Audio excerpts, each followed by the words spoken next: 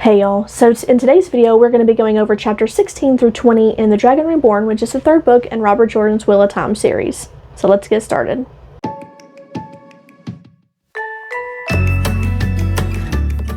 So when the girls get back to Nynaeve's room finally, after all of the fiasco with the Grey Man getting stabbed, Gawain and Galad are in their rooms trying to basically ask some questions about what happened, and they reveal nothing. They actually keep their mouth shut. I'm very proud. Egwene and Galad kind of flirt a little bit, and it's kind of sweet and cute. And we also see more of Elaine just actively disliking her brother Galad. She does not like his paladin ways and doesn't even really consider him her brother, even though he's her half-brother. So when they leave, Nynaeve brings in Elaine into the Armelin's plan of her and Egwene helping find the Black Ajah, and she does this because she's still not completely sure if she fully believes the Amerlin seat. So she wants someone that the Amerlin seat isn't fully aware of, you know, for helping them to know, just in case something does happen to Nynaeve and Egwene at the hands of the Amerlin seat, which I can completely understand Nynaeve's hesitation, and I kind of commend her for it, although I don't think it's going to work. I think the Amerlin seat will find out, but it may work for a little while. Nynaeve also kind of thinks that the Amerlin seat may let Mat die. I don't think she knows about the connection of Mat and the horn, and I think if she knew that, then she wouldn't feel like the Amerlin seat was going to let Mat die, but because of that connection, I don't think the Amerlin is going to let Mat die.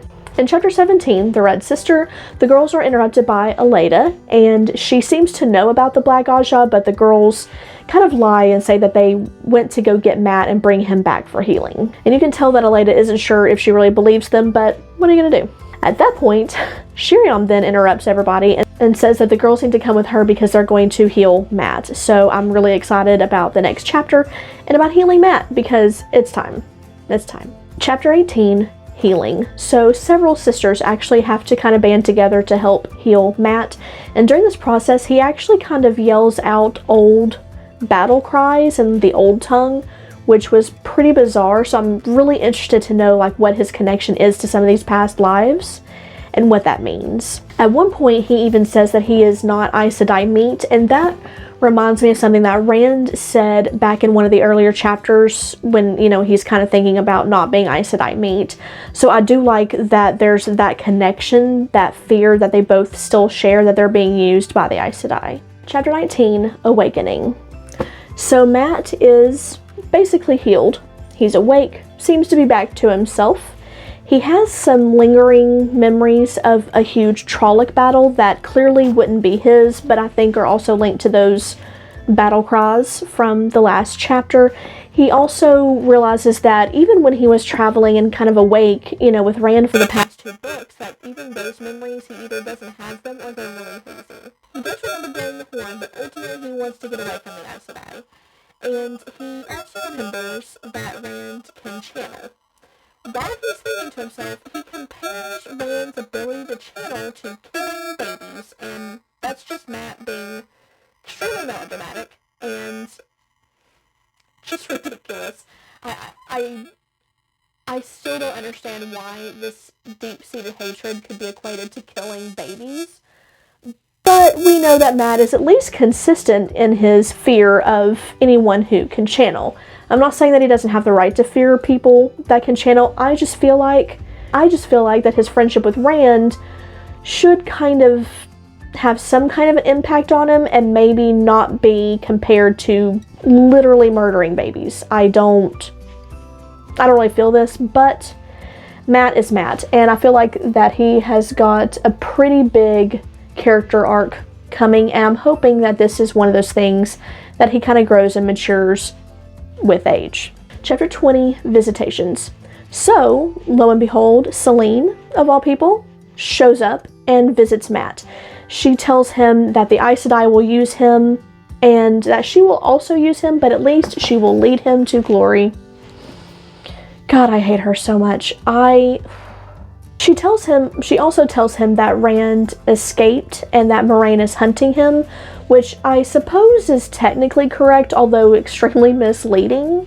She also tells Mat that Rand's father and his own father both came to Tar Valon trying to find them, and I find that really interesting because because most of the time in fantasy books, or really any story, the hero, when they leave home to go on these epic quests or whatever, they end up not having family back home, really. So they're either orphans, or their families were killed and that's why they're going on this quest, or if they have families that they left behind, the character just doesn't really think or care about those family members since they've left. And I feel like that's kind of the same thing that happens here. Is I haven't thought about Tam in books at this point, and let alone, you know, Matt's family. I don't think either of them really, at least from what we're reading, they don't think about going home to see their families. They just want to go home and back to their normal lives, which I do admit that does include their families. However, I did like that this was brought back up. And Celine, you know, is using that knowledge to manipulate Matt for her own reasons. What's funny about Celine in this chapter, and y'all know I hate Celine, but she actually kind of feels like a different character in this chapter, and I don't know exactly what it is, but she doesn't feel quite so annoying, except for her whole "I'll lead you to glory" bullshit that she likes to pull. But overall, she didn't feel like the same character. She didn't annoy me as much as she did in the previous book, so I'm kind of curious to see how this is going to continue, and if she kind of goes back into annoying me more, or if she does change a little bit and kind of just, I guess, gets a little bit more established as we go on. So I'm kind of interested to see her a little bit more now, just because she didn't annoy me as much, and I never thought that I would ever say that I wanted to see more of Celine, but here we are. So Celine leaves, and then a little bit later the Everland seat comes to visit Matt, and Matt actually kind of tests her with the knowledge that Celine gave him, kind of to see if the Everland seat would admit that his parents, or to see if the Everland seat would admit that his and Rand's fathers had shown up to Tarvalin. So the Everland seat actually does admit that they showed up and told him that he could write his father a letter to let him know, you know, that he was back at Tarvalin and that he was fine. So that was, I do like that the Everland seat legitimately told him that instead of hiding, because that would just be one more thing for Matt to hate the Aes Sedai for at this point. And that's understandable. But also, he doesn't know for sure that his dad actually came, that he's just going on Celine's word. So, you know, she lets him know that even though he's feeling better, he may not be completely healed, that he needs to stay in Tarvalin to continue his healing. She tells him that he's probably going to eat a lot, and she also tells him, you know, about his link with the horn and her intention to have him blow it again for the final battle.